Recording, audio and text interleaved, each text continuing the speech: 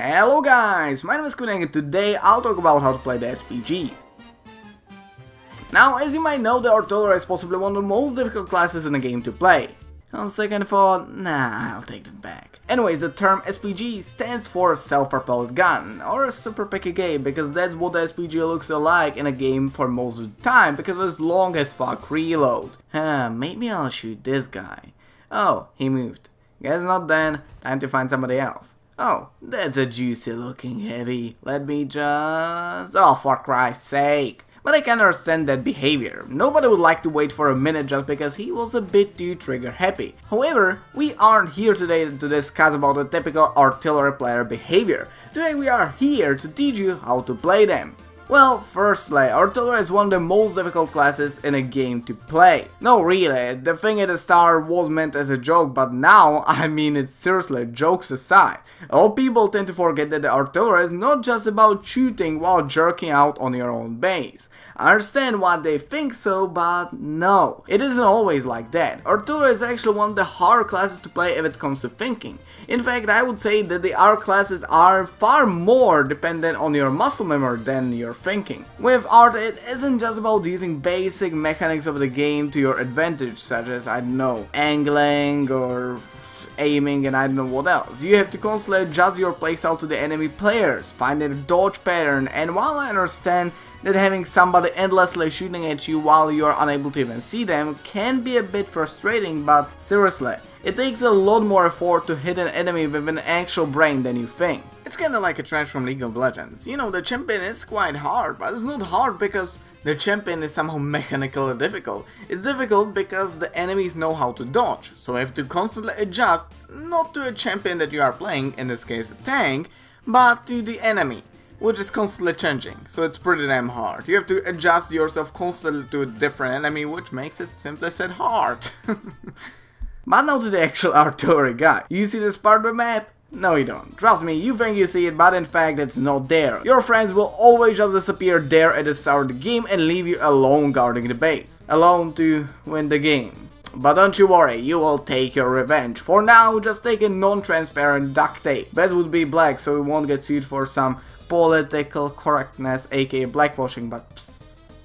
Talking about racism, it's kinda laughable that Microsoft Word underlines blackwashing as incorrect, but doesn't underline whitewashing. Racism? Here you got an example of that. Then just slap the tape or the rest of the map that you won't use. I meant to say the part of the map that isn't really there. And you are ready to go. Just click the battle button. I know you want to do it. Oh, come on! Once you actually start the battle, you've got to find a spot that is actually useful to you. How do you know that a spot is useful? Well, first it needs a bit of cover, you know, bushes, but not fences, buildings or other stuff that can detonate high explosive shots on touch. Just the bushes which give you some camo. And secondarily, while already sitting in your spot, you should be capable of hitting enemies located in major choke points. Some maps got plenty of such spots, while some of the maps got only a very limited amount of such spots. You have to learn the locations of these spots on your own. I cannot really help you with that. Everybody has their own different favorites, not to mention different situations that will happen during the game, which will make different spots viable. After you get to that spot, you are more or less fine, but guess what? That's only where the stress begins. You see, the artillery is incredibly inaccurate. This results in you tickling the anus of your allies much more commonly than the enemy's one, or sometimes even missing the target completely, in which case I get fucking mad and write a hearty letter to Wargaming. Don't be like me. Targeted targets dumb enough to either not cover themselves or to stay stationary. However, you will still have only very little things to do, especially since one of your hands will be completely free without you not having to move, so you will very likely be impatient. In this case, just try to predict the enemy's movement, take into consideration the terrain, speed and the approximately 1.5 seconds long flight time of your shell from you to the target. But for a shot like that, you will need to have some experience with playing artillery, so obviously I do not recommend that to you at all, because I expect you to be only starting with artillery. Seriously, don't even bother trying to shoot at fast moving targets, otherwise your mouse might as well in the end find itself being thrown against the wall. The same way mine did about a year ago. Good thing I used 2-year-old Tesco mice. But seriously, if you are not patient enough, you've got to find something to help you with being patient. Something else than throwing your mouse around the room and then wondering why the hell the French guy next door is yelling Blitzkrieg, Blitzkrieg. You got plenty of options. For example, one of those new auto-stick thingies that you can find cheaply at the nearest market. My personal favorite strategy ever since the incident is a repetitive up and down movement on my wrist, of which footage I'm not allowed to share, as my YouTube account would most likely be terminated within seconds of the release of this video. But one strategy that a lot of people uses in order to increase their patience is called eating. Choice of food is incredibly important in this case. Foods requiring 2 hands in order to be eaten are worth little to nothing to you. Remember, you still need 1 hand to protect yourself from the AFK buster. So stuff such as schnitzels or sausages are a big no-no for you. Germans most likely committed Sudoku after hearing that. Imagine just as if you were playing an RPG, go to the nearest Tesco, works for the other shopping chains as well obviously, and buy some food, something junky. I found tacos the best, but they are expensive and the ones you will buy in the shops, so not fast foods, kinda suck. Instead of that, I usually buy tortilla chips with some dick. But the choice is on you. I can tell you what's the best. Everybody has their favorite. Again. But as the game progresses, more and more lighties will spy on your ass. So how are you going to fight against that? Simple. Shit. Yeah, kinda like that. But you won't outrun anything once it already finds you. You gotta move before that. Long before that. Why? Artillery shares several terrible things about them, the players playing them. The terrible view range, camo, armor, well, unless you are playing Germans, and lastly, miserably low horsepower turn ratio. Again, unless you are playing Frenchies. Fucking butter baguettes. Oh, and you got hit points that can be removed with one careful application of an high explosive pill. Simply said, the enemy will most likely spot you long before you will spot them, and once they will spot you, you will die after only taking 1 hit that can't even be blocked by your armor because, well, you got paper thin armor. So to prevent this from happening, you got to look at the map constantly. Now that I think of the tuck tape thingy, it wasn't the greatest idea ever. But yeah, run away long before the enemy even spots you, or just think outside of the box, just like this hamster, and kill yourself. Just kidding, don't ever do such a thing. In World of Tanks culture, it's considered a dick move. However, that's more or less it about the gameplay. Artilleries do not have somehow deep gameplay tactics. You are more or less bound to learn everything as you play and not from some feeble guide you will find on the YouTube. However, one thing that I still have to mention is that the artilleries can be vastly different from each other depending on the nation you play. Firstly, you get the Russians, but I will take those as an average artillery. They aren't really good in anything at all, but they do not necessarily suck at anything. So here we go, they are average. Then you get the Germans, which are practically the same, but they trade a bit of mobility for some armor.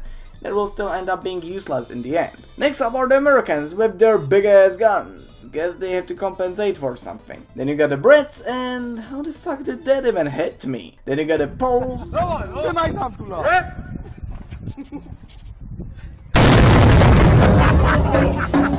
Yeah, there's nothing more to explain about them. And lastly you get the Frenchies, which are truly in a league of their own. They got fast reload that can get to be annoying as hell, especially now that the RTs are mostly about critical hits rather than dealing damage. Oh, and did I mention that they are the fastest artilleries out there? By the time you will say hi to their sister, they are already fucking your mother. But overall the gameplay of RTs, even despite having different nations, is still more or less the same though.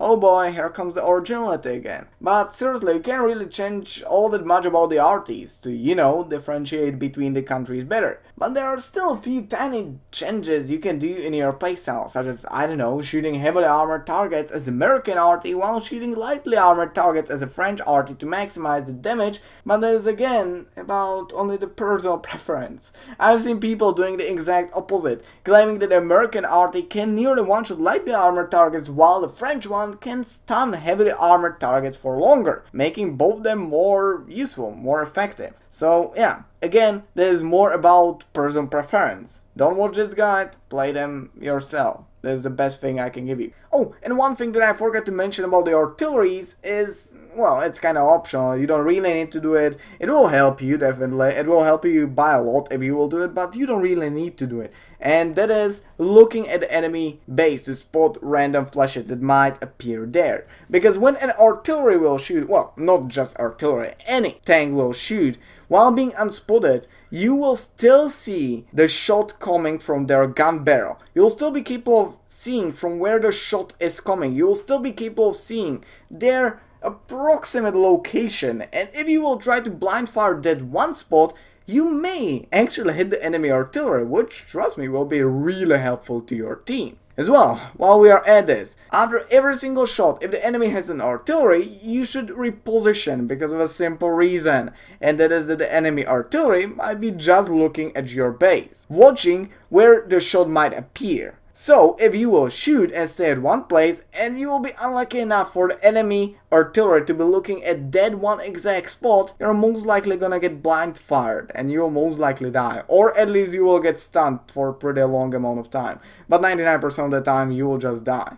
So though, this is kind of an optional thing, and you don't really need to do it. However, if you wanna be quote-unquote good at artillery, you will have to do it.